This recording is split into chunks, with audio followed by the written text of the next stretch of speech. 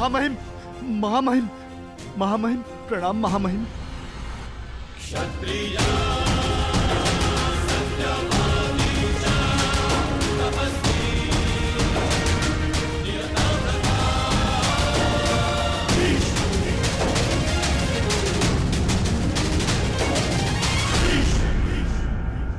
मैंने तुम्हें सावधान किया था कर्ण कि एक राजा और योद्धा में अंतर होता है।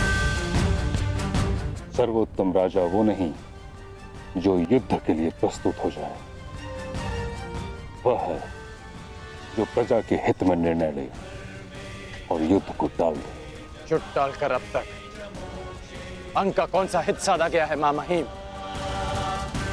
जब परीक्षा की घड़ी हो, प्रजा त्राही त्राही कर रही हो, तो हर राजा का योद्धा बनना आवश्यक होता है। किस परीक्षा की घड़ी की बात कर रहे हो तुम कर्ण?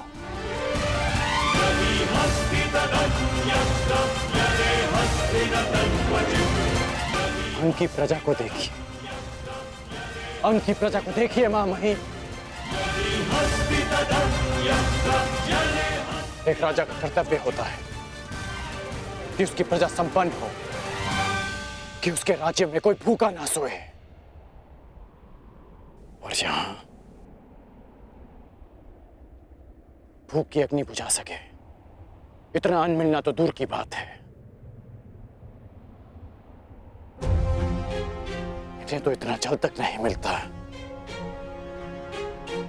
कि ये अपनी प्यास की अग्नि बुझा सके।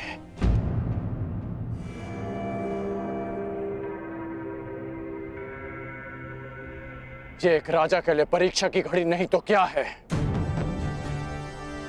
क्या हस्तिनापुर इतना दूर है कि वहां तक इनकी पीड़ा नहीं पहुंचती?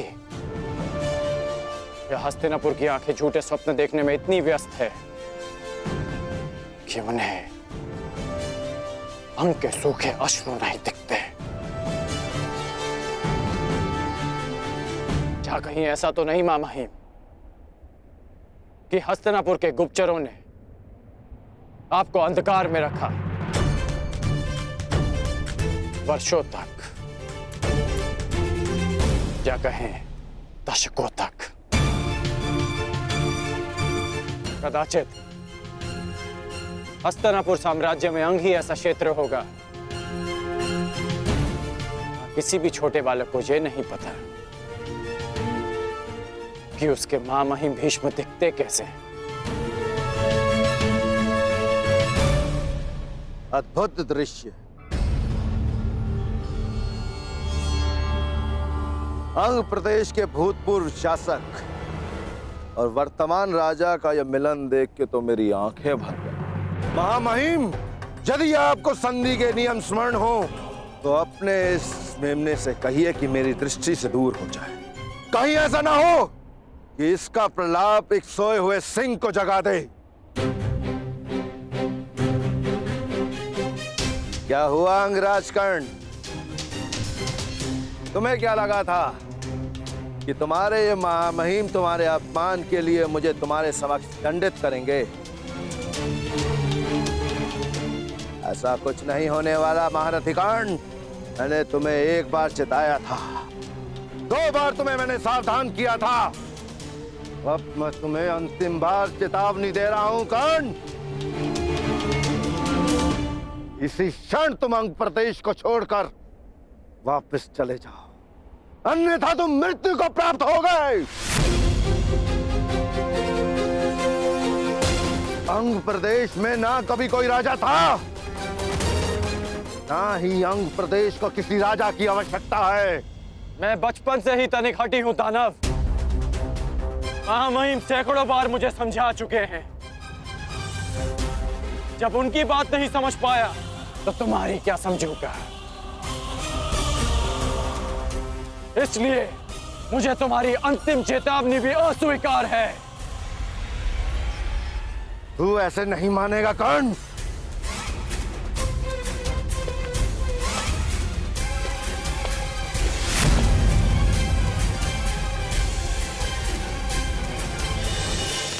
कर्ण, सावधान।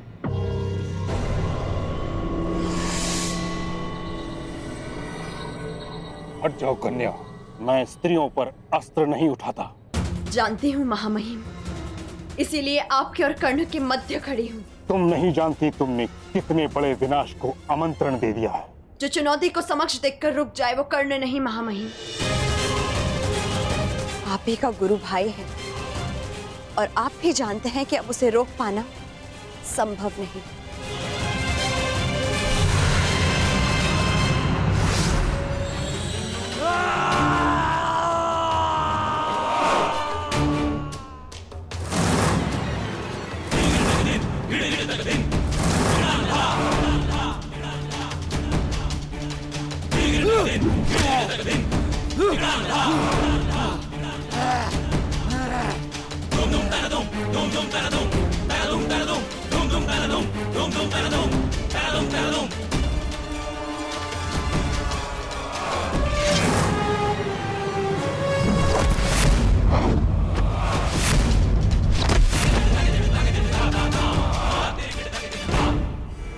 ये है अंग के राजा के अपमान के उत्तर में।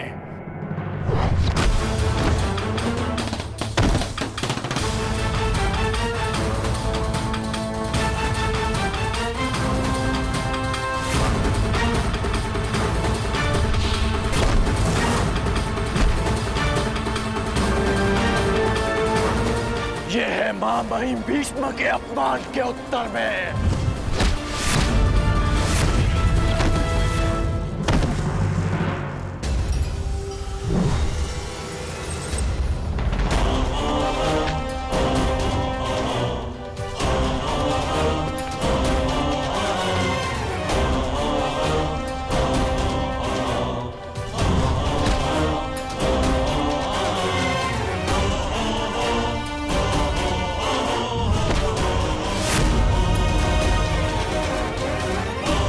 और ये अंग भूमि के अपमान के उत्तर में।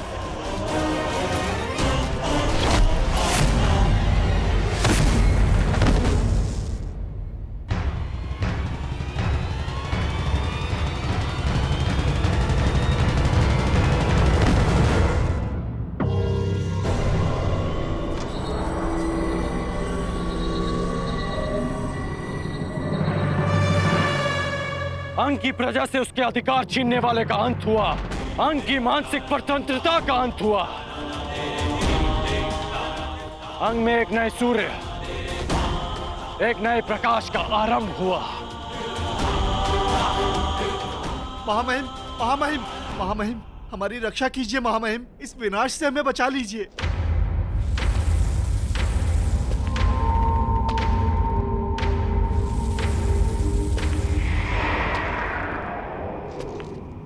देख रहे हो कर्ण,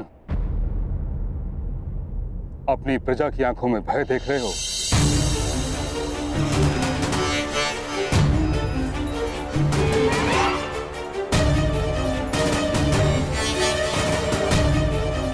तुमने अंग को जल का अधिकार नहीं दिलाया, उनसे जीवन का अधिकार छीन लिया है।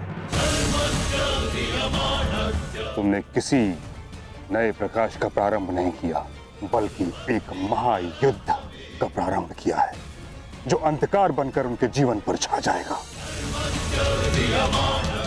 तुमने इस दानव को नहीं मारा, तुमने एक महादानव को जगा दिया है।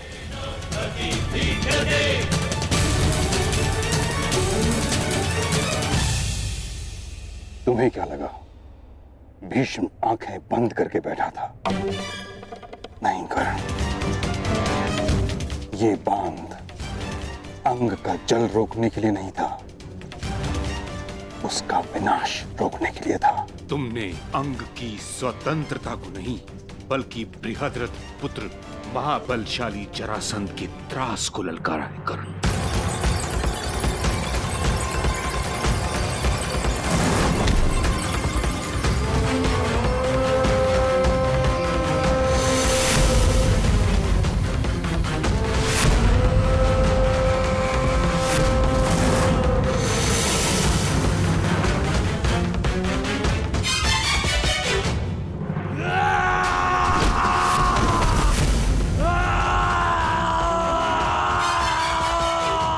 ये जरासंध जिसके बल के समक्ष वासुदेव कृष्ण को भी रण छोड़कर जाना पड़ा था।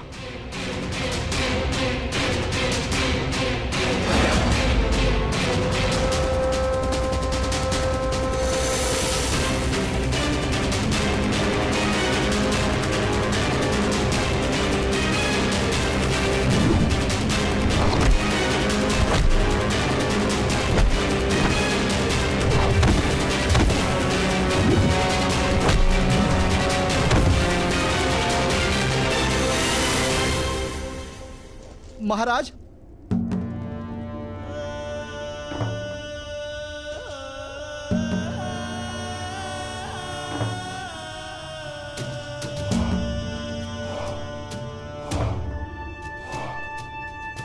कौन था वो योद्धा? दिखने में कैसा है वो अंगराज? महाराज, उसकी भुजाओं में पर्वतों जैसा बल था। उसके मस्तक पर सैकड़ों सूर्यों का तेज था और उसकी गति तो ऐसे जैसे पवन की गति को भी पराजित कर दे। महाराज, महावीर, महावीर, उसने तो दानव को प्रहार करने का एक भी अवसर नहीं दिया। दानव के मृत्यु के पश्चात तुम लोगों ने क्या किया? उसके बाद हम उस स्थान को छोड़कर तुरंत आपको सूचित करने यहां चले आए। महाराज,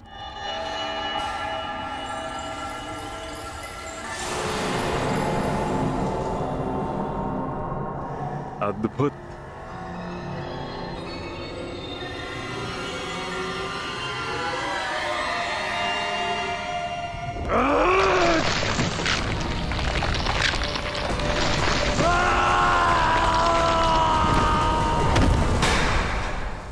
मुझे घृणा है उस प्रत्येक व्यक्ति से जो रण छोड़कर भाग जाए।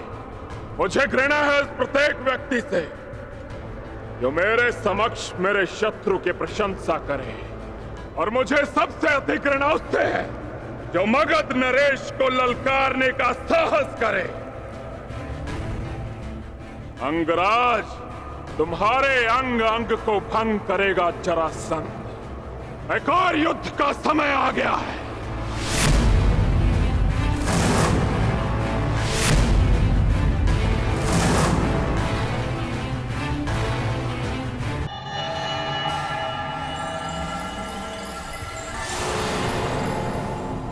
समय आ गया है शिष्यों। देखना यह है कि कौन होगा वो जो मेरी शिक्षा पर खरा उतरेगा।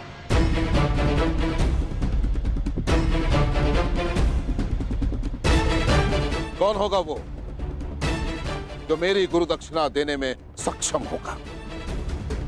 कौन होगा वो जो पांचाल नरेश द्रुपद को परास्त करके बंदी बनाकर मेरे समक्ष लेकर आता है। कौन होगा वो? प्रयाण करो।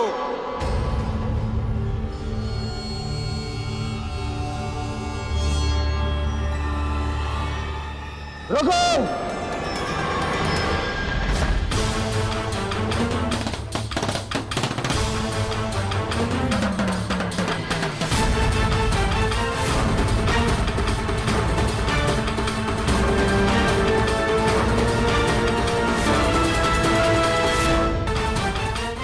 क्या हुआ दुर्योधन?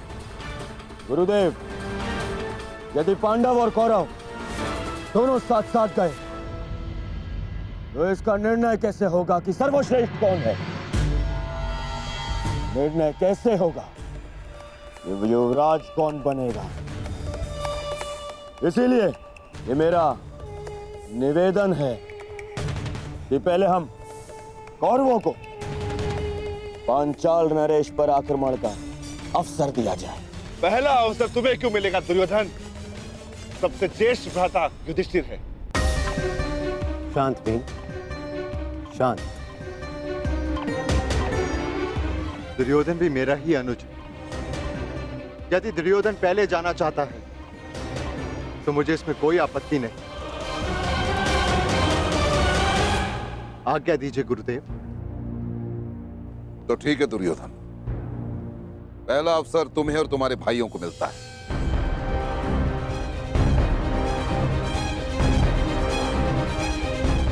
प्रयाण करो। चलो।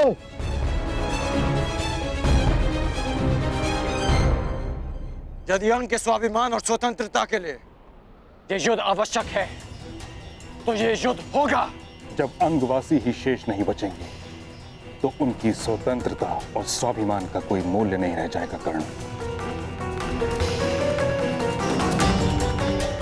तुम हस्तिनापुर के अंग हो। तुम्हारी मूर्खता हस्तिनापुर को एक अवंचित युद्ध की अग्नि में झुलस देगी।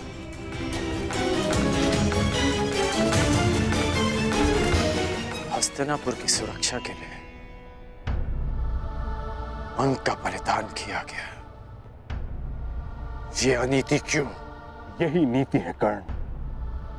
एक परिवार को सुरक्षित रखने के लिए उसके एक सदस्य का बलिदान दिया जाए तो उचित है। उसी भांति एक ग्राम की सुरक्षा के लिए एक परिवार का बलिदान उचित है। उसी भांति एक प्रदेश के लिए एक ग्राम और एक साम्राज्य के लिए एक प्रदेश का बलिदान हो। यही राजनीति है। मेरी समझ में राजनीति का अर्थ थोड़ा भिन्न है मां महीम। राजनीति का अर्थ है राजा की नीति और अपनी प्रजा की रक्षा करना राजा की सबसे बड़ी नीति होती है।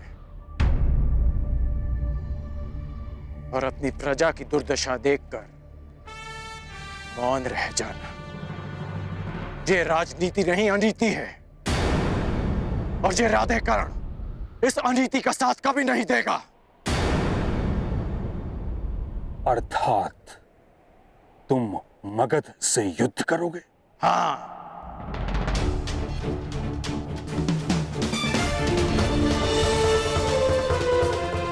पराजित हो जाओगे कर्ण। नहीं, ये कर्ण विजयी होगा या वीर गति को प्राप्त होगा। पराजय होना तो मेरे विकल्प में ही नहीं।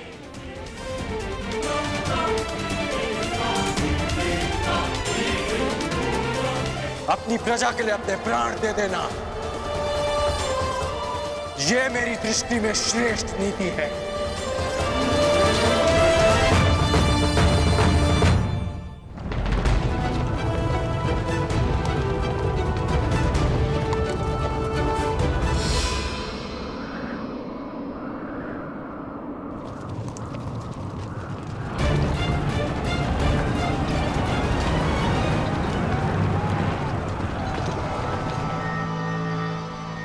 स्वागत है कुरु राजकुमार। स्वागत स्वागत नहीं, अपने शत्रु से युद्ध किया जाता है पांचाल नरेश। परंतु तुम हस्तिनापुर नरेश धृतराष्ट्र के पुत्र हो और जहां तक हमें स्मरण है हमारी तुमसे कोई शत्रुता नहीं है। मुझसे ना सही परंतु मेरे गुरु से अवश्य है। वो ब्राह्मण द्रोणाचार्य स्वयं तो हमारा बाल भी बांका न कर पाया, परंतु अब लगता है तुम्हें अपने बातों के व्यू में उलझाकर तुम्हारे द्वारा अपना प्रतिशोध हमसे लेना चाहते हैं। प्रतिशोध उनका सही, परंतु मेरे लिए ये गुरु दक्षिणा है। ठीक है, यदि तुम युद्ध ही चाहते हो तो हमें कोई आपत्ति नहीं है। आक्रमण!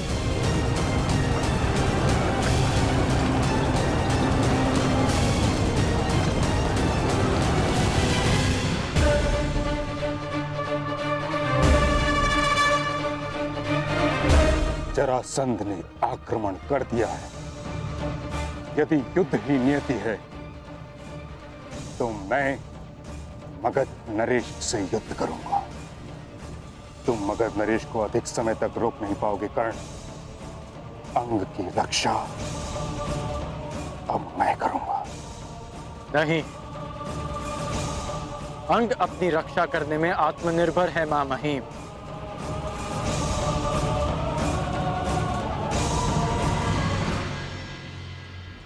अंगवासी ये युद्ध स्वयं लड़ेंगे।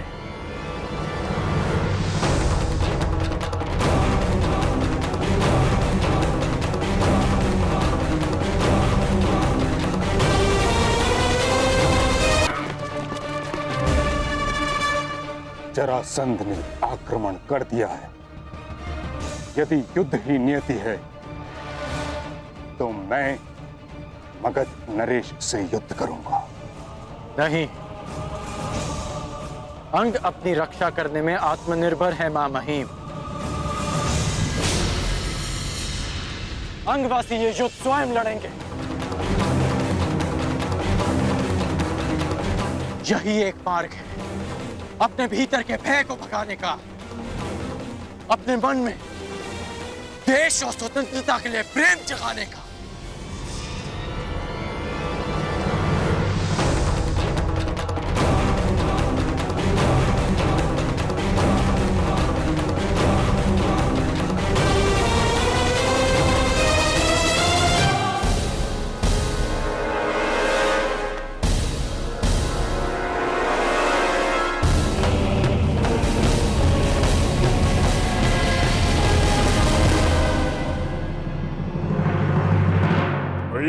बालक जिसने मगध नरेश को ललकारा है, और गुप्तचर शत्रु का विवरण भी ठीक से नहीं दे सकते। कहां है वो पर्वतों का बल? कहां है वो तेज?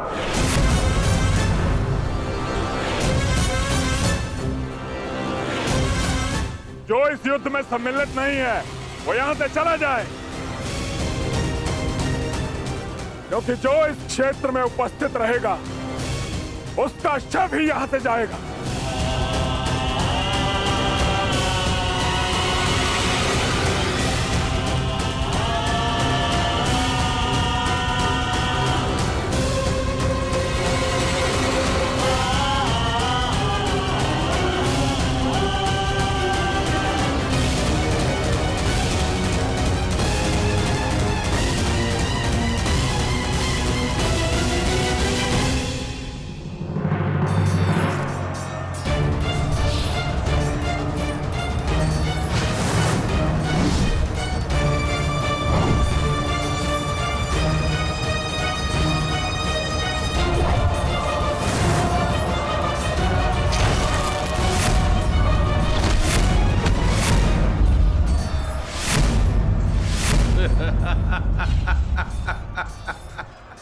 युद्ध कौशल और बल दोनों तुम में है दुर्योधन,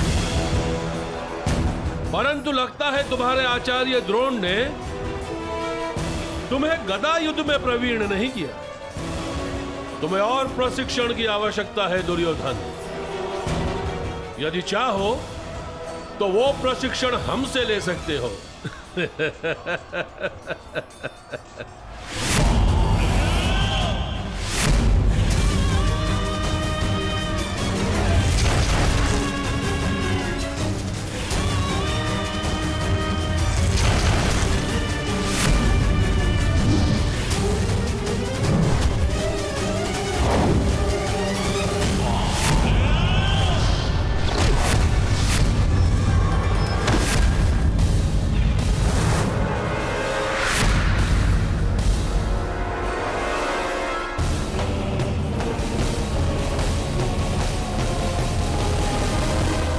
यदि तुम हस्तिनापुर के होने वाले सम्राट हो तो हमें हस्तिनापुर के भविष्य पर दया आती है।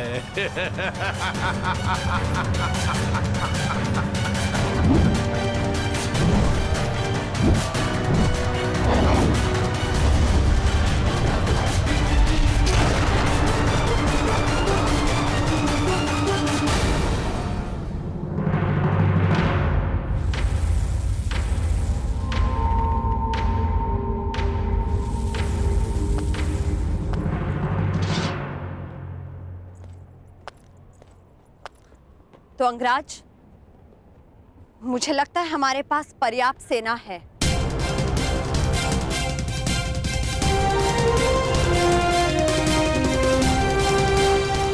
ये मेरा युद्ध है ऋषाली।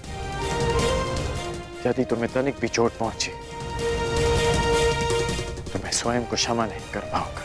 अंगराज, आप भूल रहे हैं कि मैं भी अंग की प्रजा हूं और हर परिस्थिति में अपने राजा के साथ हूं।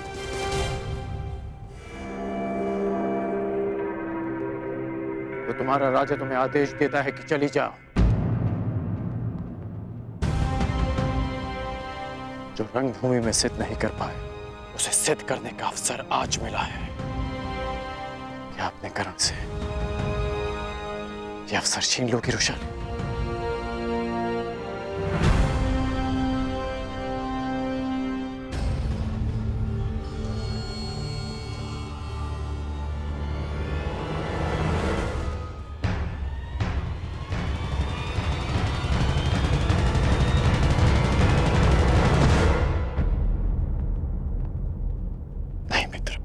आज आपके हाथ प्रहार नहीं करेंगे, बल्कि आपके नेत्र अपने पुत्र की हत्या का प्रतिकार देखेंगे।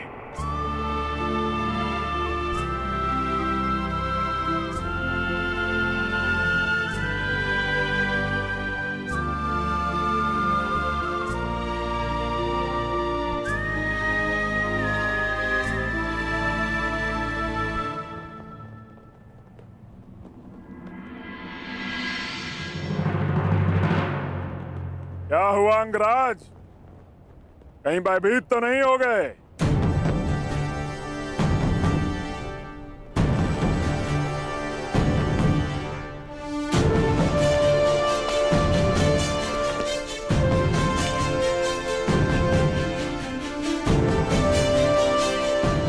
आश्चर्यचकित मत हो कर्ण। मैं भले ही तुम्हारी नीति के विरुद्ध हूं, भले ही ये युद्ध उचित है या अनुचित, किंतु तुम हस्तिनापुर का एक भाग हो और मेरा धर्म, मेरी प्रतिज्ञा हस्तिनापुर की सुरक्षा में होती है। भले ही मुझे तुम्हारी रक्षा करनी पड़े।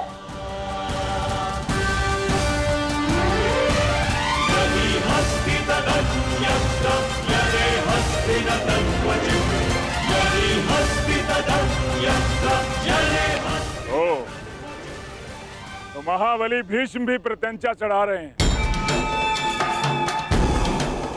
जिस जरासंध ने कृष्ण को भी रणभूमि छोड़ने पर विवश कर दिया था, वो तुम दोनों से क्या डरेगा?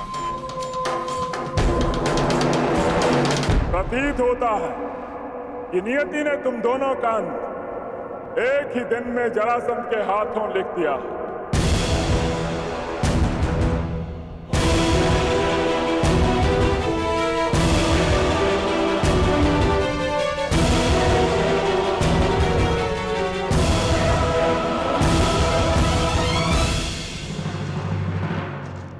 प्रणिपात, पांचाल नरेश द्रौपद ने संदेशा भिजवाया है।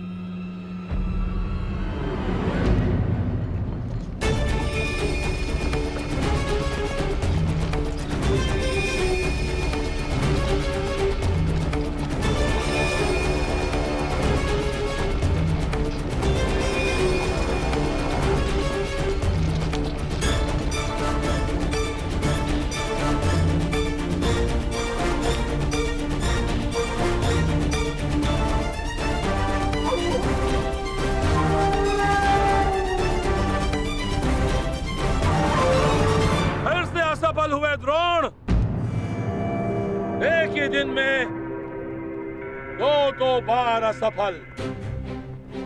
पहली असफलता पांचाल नरेश द्रुपद की शक्ति को कम आंकना, और दूसरी असफलता अपने इन शिष्यों की क्षमता को अधिक आंकना। दया आती है द्रोण, क्या अपने इन्हीं शिष्यों की क्षमता पर तुम पांचाल नरेश द्रुपद को ललकारने की चेष्टा कर रहे थे? लज्जा आती है द्रोण, तुम्हें अपना सहपाठी कहते हुए। कभी हमने साथ में शिक्षा ग्रहण की थी, अब क्या करो? भिक्षा मांगोगे?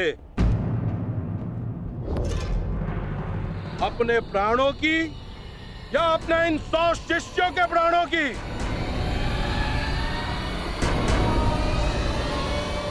भिक्षा कैसे मांगते हैं ये तो स्मरण होगा ना? या इतने वर्ष राज आश्रम में रहने के पश्चात भिक्षा मांगने में भी असफल रहोगे आचार्य द्रोण?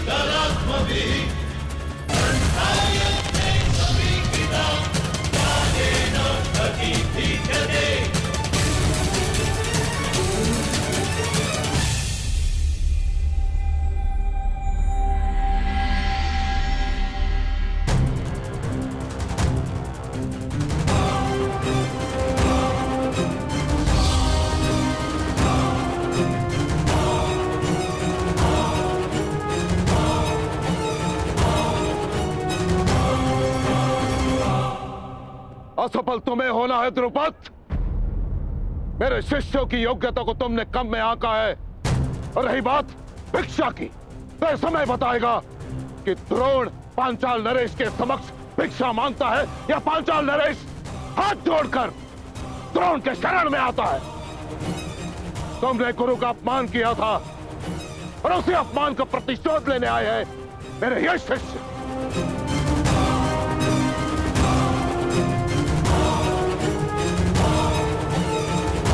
तो तुम्हारे तुनीर में अब भी एक बाण शेष है। एक नहीं द्रुपद, 5।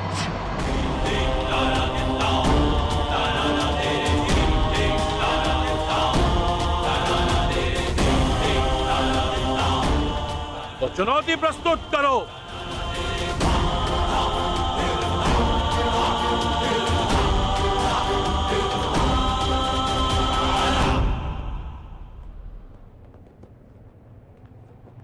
विजय बाबा, मुझे मेरी गुरु दक्षिणा प्रदान करो। द्रुपद।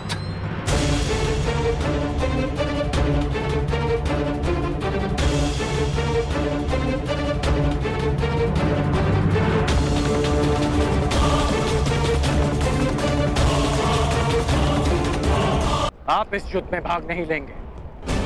मूर्खता मत करो कर्ण। यदि मैंने तुम्हारी सहायता नहीं की तो तुम जरासंध के समक्ष एक पल नहीं टिक पाओगे।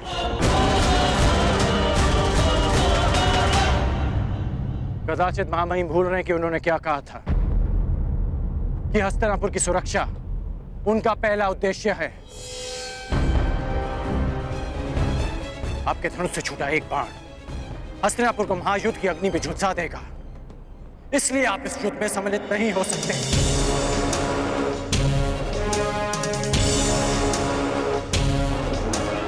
युद्ध अंगराज और मगधराज के मध्य है।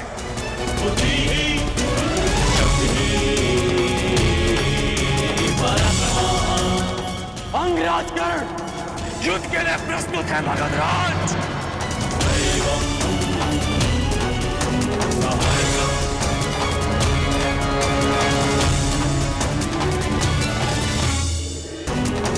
अंगराज कर्ण युद्ध के लिए प्रस्तुत है। मगधराज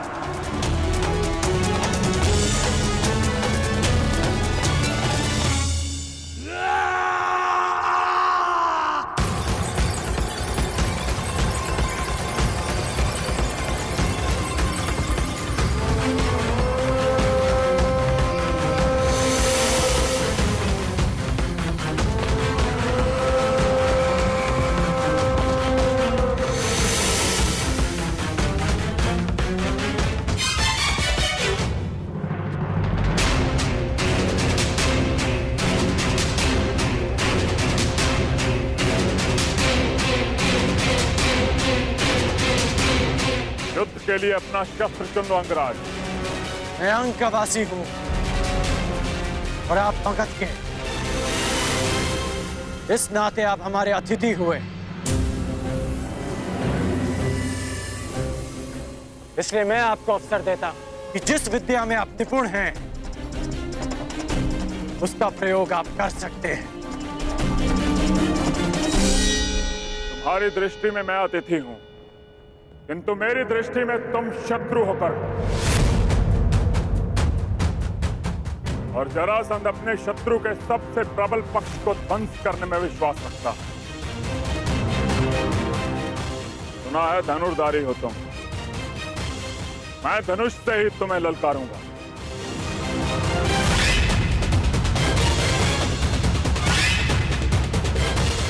कैसी आपकी इच्छा।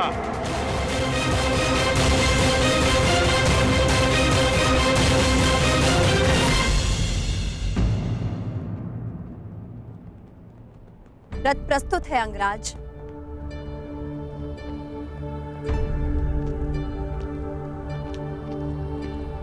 भीष्म, ललकारा अंगराज ने है, किंतु संधि हस्तिनापुर ने भंग की है। इसलिए यद्यपि हस्तिनापुर युद्ध में सम्मिलित नहीं है, किंतु युद्ध की विभीषिका उसे झेलनी होगी। जरासंध का क्रोध केवल कर्ण के अंत से शांत होने वाला नहीं है, इसकी आंच हस्तिनापुर तक अवश्य पहुंचेगी। इस युद्ध से पूर्व दो बातें जानना तुम्हारे लिए आवश्यक है मगध नरेश। प्रथम, हस्तिनापुर के शांति प्रयास को उसकी निर्बलता मत समझना, और मेरे मौन को मेरी दुर्बलता मत समझना।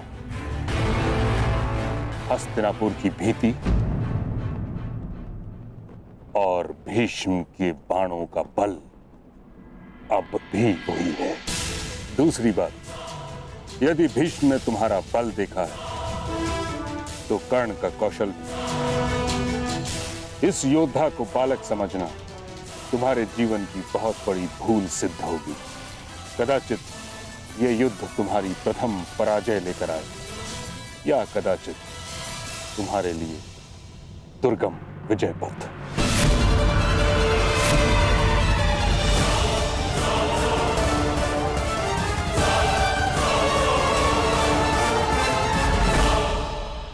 कर्ण, यह कहने की आवश्यकता नहीं कि तुमने संसार के सबसे भीषण प्रतिद्वंदी को ललकारा है।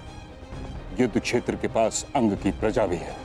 विध्वंसक अस्त्र का प्रयोग उनको संकट में डाल सकता है जिनके लिए तुम युद्ध करने जा रहे हो।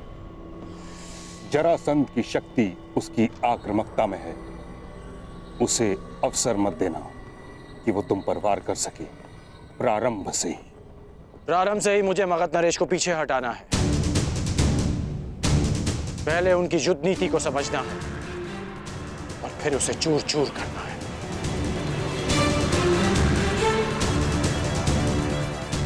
आप भूल रहे हैं महामहिम कि हम दोनों एक ही गुरु के शिष्य हैं। मुझे स्मरण है कर्ण, और तुम भी स्मरण रखना कि ये कोई रंगभूमि नहीं, वास्तविक युद्ध भूमि है। और तुम्हारे समक्ष कोई राजकुमार नहीं, संसार का सबसे विकट प्रतिद्वंदी खड़ा है। मेरा लक्ष्य केवल परिवर्तन है महामहिम। मेरा केवल एक ही शत्रु है, अन्याय, जो हर बार नए रूप में आता है। रंगभूमि में राजकुमार बनकर और युद्ध भूमि में मगध नरेश बनकर। परंतु ये राधेकर्ण जीते जी इस अन्याय से कभी हार नहीं मानेगा। ईश्वर करे तुम्हें विजय प्राप्त हो कर्ण। यदि तुम पराजित हुए तो मुझे स्वयं को युद्ध में सम्मिलित करना हो, जिसका अर्थ है हस्तिनापुर को युद्ध की अग्नि में झोंकना।